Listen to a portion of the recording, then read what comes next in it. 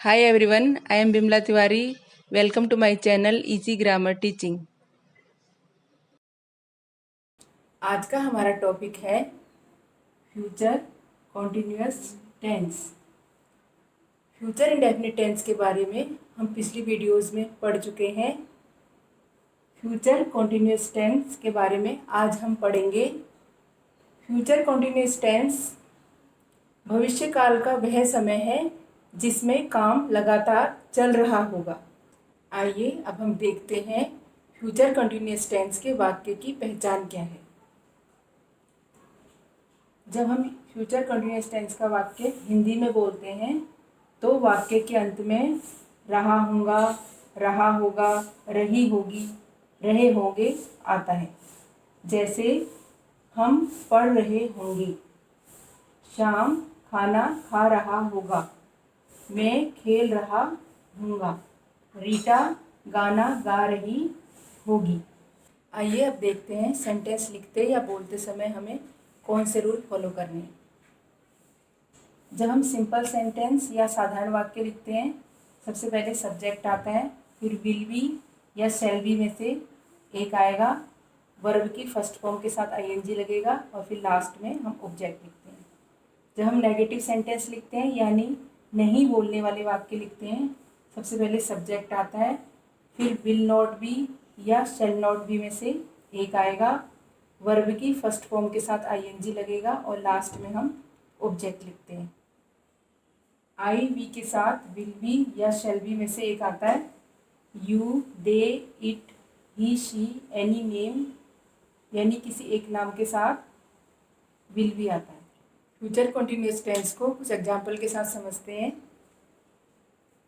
सबसे पहले हम सिंपल सेंटेंस लेते हैं, I shall be watching TV at that time, मैं उस समय टीवी देख रहा हूँगा। आई सब्जेक्ट है, शैल बी हेल्पिंग वर्ब है, वॉच के साथ आईएनजी आएगा, टीवी ऑब्जेक्ट है। जैसे मैं बताया था वाक्य के अंत में रहा हूँगा आया है। Farmer will be ploughing in the field, किसान खेतों में हल चला रहा होगा। फार्मर सब्जेक्ट है, विल बी हेल्पिंग वर्ब है, प्लो के साथ आईएनजी आया है, फील्ड ऑब्जेक्ट है। वाक्य के अंत में रहा होगा आया है। He will be teaching his sister, वह अपनी बहन को पढ़ा रहा होगा।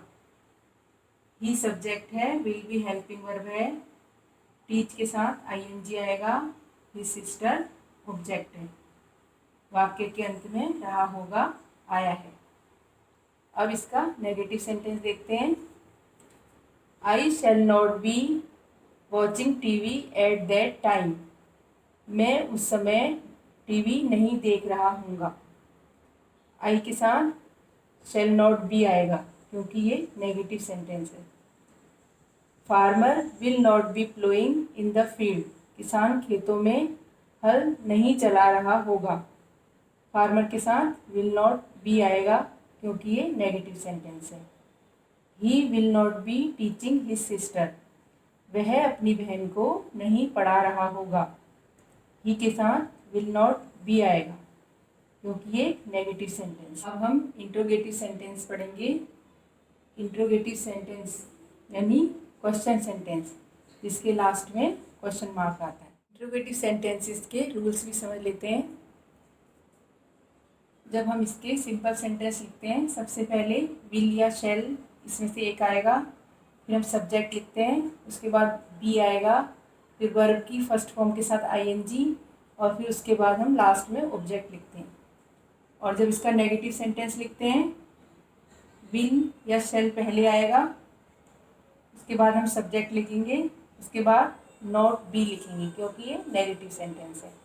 उसके बाद वर्ब की फर्स्ट फॉर्म के साथ आईएनजी आएगा और लास्ट में फिर हम ऑब्जेक्ट लिखेंगे। इंट्रोगेटिव सेंटेंस को अब हम कुछ एग्जाम्पल के साथ समझते हैं। सबसे पहले सिंपल सेंटेंस लेंगे, shall I be watching TV at that time, क्या मैं उस समय टीवी देख रहा हूँगा। सबसे पहले शैल आएगा, जैसे मैंने बताया था शैल या विल में से एक आएगा, उसके बाद आई के बाद बी आएगा, फिर वॉच के साथ आईएनजी लिखेंगे, फिर टीवी आएगा और लास्ट में क्वेश्चन मार्क आएगा। अब नेगेटिव सेंटेंस देखते हैं। Shall I not be watching TV at that time, क्या मैं उस समय टीवी नहीं देख रहा हूँगा।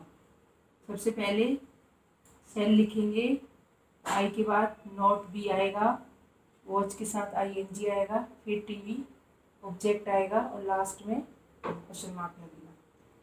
अब एक और सिंपल सेंटेंस लेते हैं। Will farmer be ploughing in the field, क्या किसान खेतों में हल चला रहा होगा। सबसे पहले विल आएगा, फार्मर के बाद बी आएगा और प्लो के साथ ING लगेगा, फिर फील्ड ऑब्जेक्ट आएगा, लास्ट में क्वेश्चन मार्क। अब नेगेटिव सेंटेंस देखते हैं। Will farmer not be ploughing in the field, क्या किसान खेतों में हल नहीं चला रहा होगा।